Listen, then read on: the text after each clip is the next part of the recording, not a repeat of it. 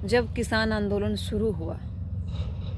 तो हमारे मन में ये टीस कि किसानों के साथ कुछ गलत हो रहा है और किसानों के बच्चे होने के नाते हमें उस गलत के खिलाफ लड़ना है। इस आंदोलन के चलते न जाने कितने तमगे मुझे पहनाए गए। कभी किसी ने बड़ाई की तो कभी किसी ने बुराई की, किसी ने टांग खींची तो किसी ने हाथ पकड़ कर के ऊपर भी उठाया, किसी ने दबाया तो किसी ने आगे बढ़ाया। लेकिन इन्हीं तमाम चीज़ों के बावजूद जब हम काम कर रहे हैं तो बहुत सारी बातें ऐसी होती है ज़िंदगी के एक संघर्ष में जो आपको टीस भी पहुंचाती है, आपको खुशी भी देती है। उसी टीस और खुशी के बीच की एक कहानी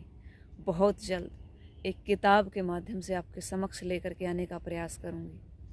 वो एक ऐसी कहानी होगी जो मेरे ख्याल से समाज का आईना भी दिखाएगी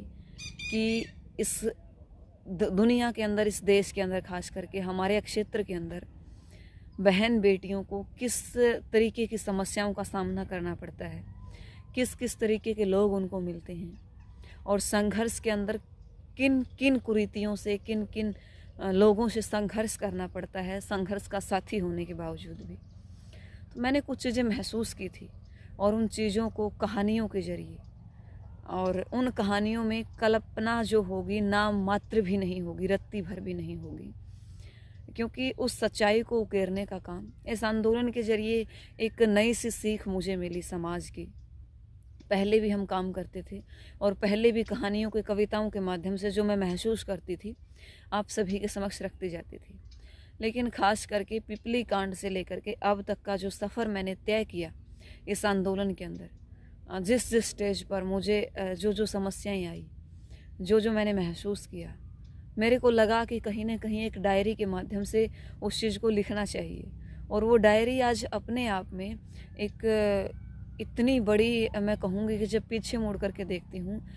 कई बार रोना भी आता है तो कई बार हंसना भी आता है और कई बार प्राउड भी फील होता है कि समाज के अंदर इतने अच्छे लोग भी हैं, और कई बार ये महसूस होता है कि समाज अपने रहने के लायक ही नहीं है, तो कई बार ये महसूस होता है इस समाज में सुधार की गुंजाइश है और हम सुधार कर सकते हैं एक कदम आगे बढ़ा करके। तो वही सारी चीज़ें, किसका क्या स्टंट रहा, किसने क्या सोचा